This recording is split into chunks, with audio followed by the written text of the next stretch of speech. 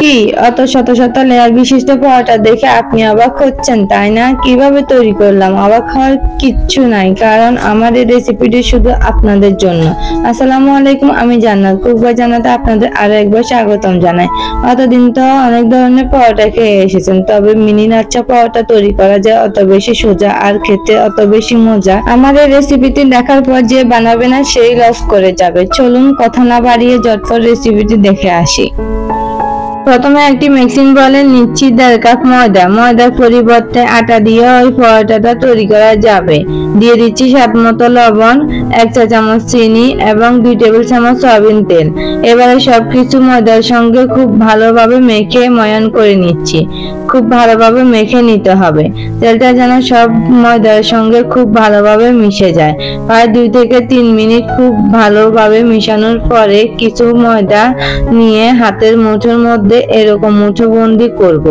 যদি ময়দার মিশ্রণটা এরকম দলা বেঁধে যায়, আবার ভেঙে দিলে জোরে করে ভেঙে যায়, তখন বুঝতে হবে খুব ভালো মিশানো হয়ে গিয়েছে।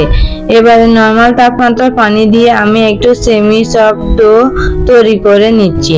পানিটা একবারে ঢেলে না দিয়ে প্রায় 3-4 ধাপে অল্প অল্প করে পানি অ্যাড করে দিয়ে ডোটা তৈরি করে নিতে হবে।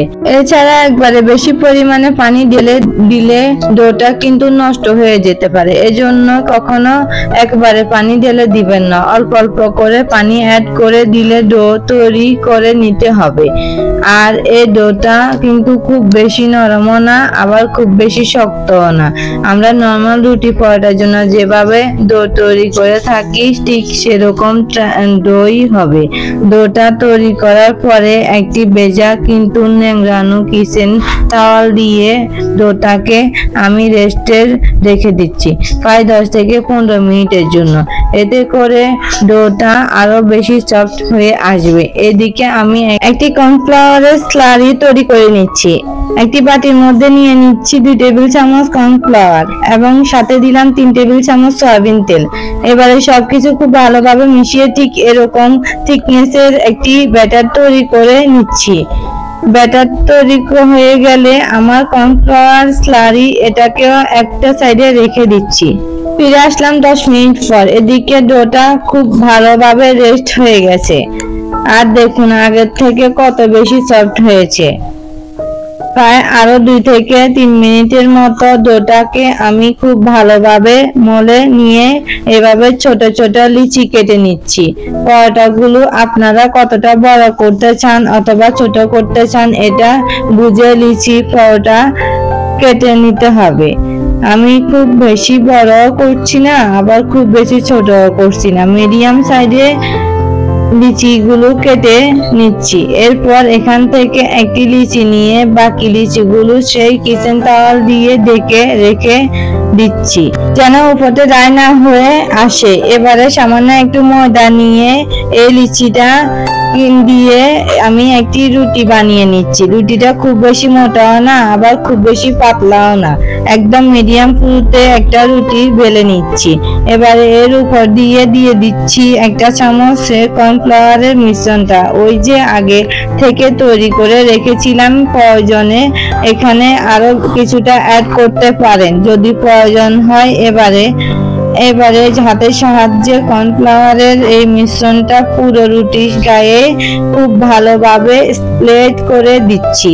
আপনারা চাইলে ব্রাশ দিয়ে ব্রাশ করে নিতে পারেন। এবারে একটি পিৎজা কাটারের সাহায্যে রুটিটাকে আমি এক সাইড থেকে যতটা সম্ভব চিকন চিকন করে কেটে নিচ্ছি। পুরোটা রুটি কেটে নেওয়ার পরে আমি এক সাইড থেকে এভাবে ফোল্ড করে নিয়ে আসবো। যেহেতু এখানে কর্নফ্লাওয়ারের মিশ্রণটা ব্যবহার করা হয়েছে, প্রত্যেকটা রুটির টুকরোই কিন্তু একটি থেকে অপরটি আলাদা থাকবে, একসঙ্গে লেগে যাবে না। এবারে এই রুটির টুকরোগুলোকে হাত দিয়ে এভাবে টেনে একটু করে দিচ্ছি। তারপর এভাবে এক সাইড থেকে ফোল্ড করে নিচ্ছি। এখানে আসলে বলে বোঝানোর মতো কিছু নেই, স্ক্রিনে দেখে বুঝে নিতে হবে। আশা করছি আমি আপনাদের বোঝাতে পেরেছি।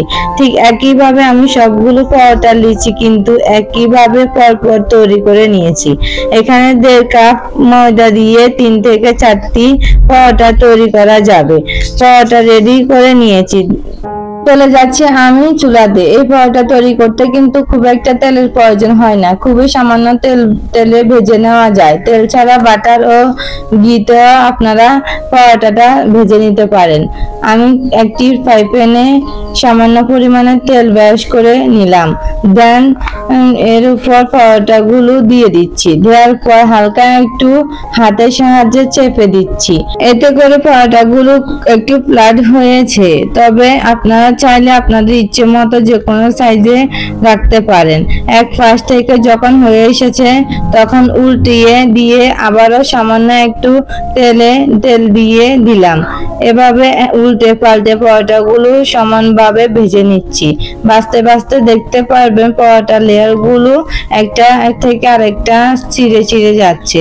প্রথমত মনে হবে পরোটার মধ্যে লেয়ার ক্রিয়েট হবে না, তবে চুলার হিট রাখতে হবে মিডিয়াম টু লো মাঝামাঝি। এভাবে সময় নিয়ে ভাজতে হবে। প্রত্যেকটি লেয়ার একদম আলাদা হয়ে যাচ্ছে। যখন আপনার পছন্দ মতো কালার চলে এসেছে তখন আমি চুলা থেকে নামিয়ে নিয়েছিলাম। এভাবে আপনাদের একটু দেখার পরোটাগুলো কত বেশি লেয়ারের হয়েছে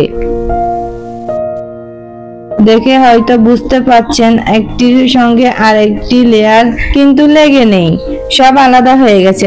আর এখানে যে কত শত লেয়ার ক্রিয়েট হয়েছে এটা আপনারা গুনেও শেষ করতে পারবেন না। আর এই টিপস এন্ড ট্রিক গুলো ফলো করে যদি আপনারা পরোটাগুলো তৈরি করেন না, 100% আমার মতো এরকম একদম পারফেক্ট পরোটা আপনারা তৈরি করে নিতে পারবেন।